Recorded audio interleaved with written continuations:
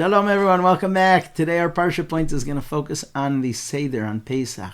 So the most exciting night of the year is Pesach. And our sages wanted us as parents to make it exciting, to have sweets that the kids are not used to having. They're supposed to come to this night filled with excitement and happiness, which means it's a good idea to learn the songs of the night. Not only the Manishtana, not only the Haggadah, not only the Dayenu, but all the songs of the night. The more you sing, the happier the kids will be, the more exciting and memorable the night will be. And we want this night to be memorable. We want it to be filled with positivity. Our sages said a concept that is often attributed to the Greek philosophers. You've probably heard that a good story has pathos, has ethos, right? There has to be a moment of despair. There has to be the great redemption. Well, this concept really begins with the Seder. On the night of Pesach, our sages say, Matchil b'gnut umsayem b'shevach. You have to share with the children that our history has its down moments. We have the dark sides of our history from which came the light of the Seder. So our story has many, many starting points, the story of the Seder. And we're going to start with the story of Yosef and his brothers, because a thinking person is going to say, why am I celebrating Pesach? Hashem put us into this to begin with. So why am I celebrating that he took us out of it?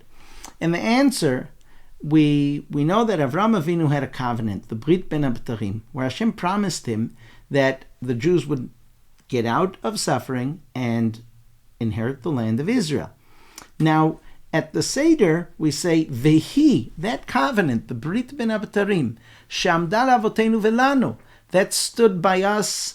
It stood by our forefathers. It wasn't only one who wanted to destroy us. We've had so many enemies in our history. Hashem saves us from their hands, and it all goes back to the Brit Ben Abtarim.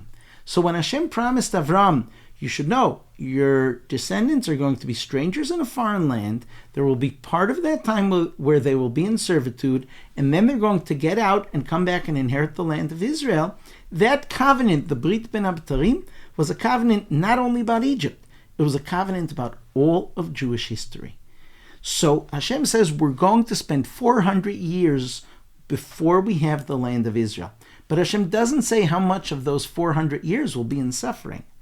So our sages say that when Yosef and his brothers had baseless hatred between them, when there was sinat chinam, when the brothers said, we don't like the preferential treatment that Yaakov is giving Yosef.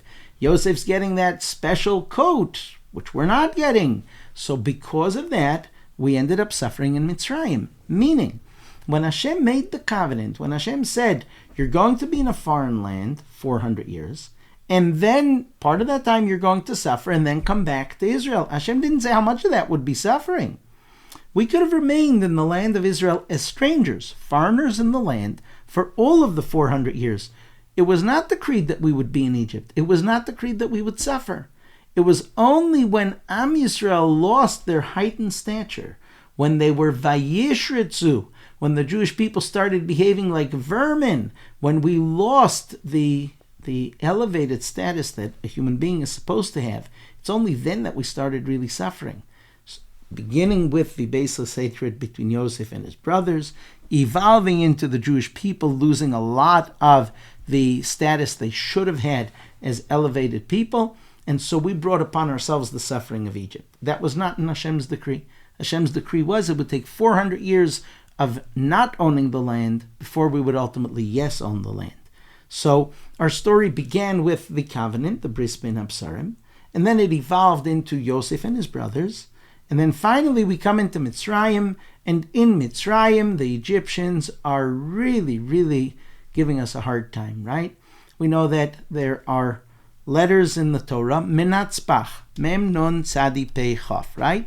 Menatzpach are 5 letters that are doubled in the Torah script.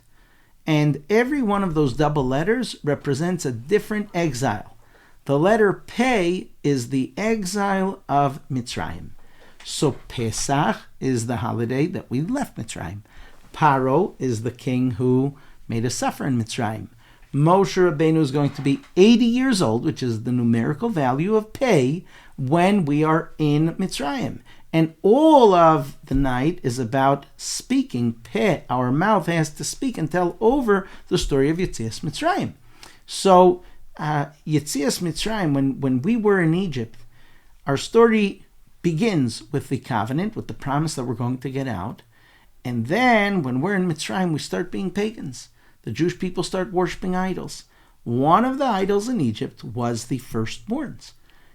In Egypt, they worshipped the firstborn. They said they were godly.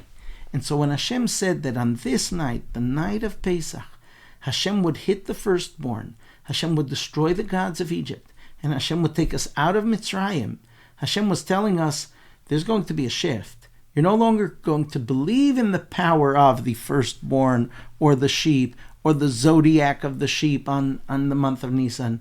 And this you're going to see that I am running the show. And this is where we'll pick up Ezrat Hashem next time. Everyone should have a beautiful Yom Tov. As I said before, it's the most exciting night of the year. Let's get those sweets ready for our kids. Let's get the stories ready so we can make it the beautiful, meaningful night it's supposed to be. Chag Sameach.